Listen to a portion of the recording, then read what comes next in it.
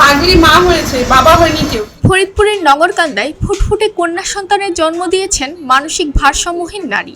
মা ও শিশু সুরক্ষায় সার্বিক দায়িত্ব বহনের ঘোষণা দিয়েছেন স্থানীয় উপজেলা প্রশাসন। সোমবার সন্ধ্যায় উপজেলার ফুলসুতি বাজার এলাকায় এই ঘটনা ঘটে। খবর পেয়ে ভারসাম্যহীন নারী ও নবজাতককে কোলে তুলে নেন এবং তাদের পাশে দাঁড়িয়েছেন উপজেলা নির্বাহী কর্মকর্তা।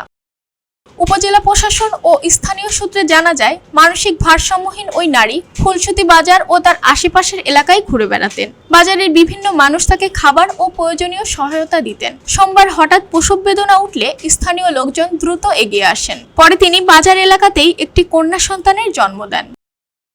স্থানীয়রা মা ও নবজাতককে দ্রুত নগরকান্দা উপজেলা স্বাস্থ্য কমপ্লেক্সে নিয়ে ভর্তি করেন। সেখানে চিকিৎসকদের তত্ত্বাবধানে মা ও শিশুকে প্রয়োজনীয় চিকিৎসা দেওয়া হচ্ছে। খবর পেয়ে উপজেলা নির্বাহী কর্মকর্তা ইউএনও রেজওয়ানা আফরিন, সিনিয়র সহকারী পুলিশ সুপার মোহাম্মদ আল ফাহাদ হাসপাতালে গিয়ে মা ও নবজাতকের খোঁজ খবর নেন।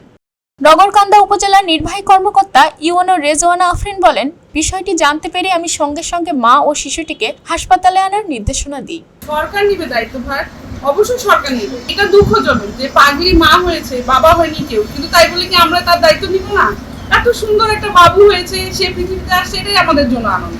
সে সুনাগরিক হোক, তার জীবন তার মায়ের মতো হচ্ছে প্যাথেটিক না হোক, সেটাই আমাদের কামনা। যেখানে যে ধরনের মেজারমেন্ট লাগে, আর প্রাথমিকভাবে কোনো আইন কানুনই না। আমার মেয়ে বাচ্চা আছে, আমার বাচ্চারই তো অনেক কিছু রয়ে গেছে খেয়াল করা যায়, নেওয়ার জন্য বিয়ে করার জন্য, ওটা কোনো বিষয় না।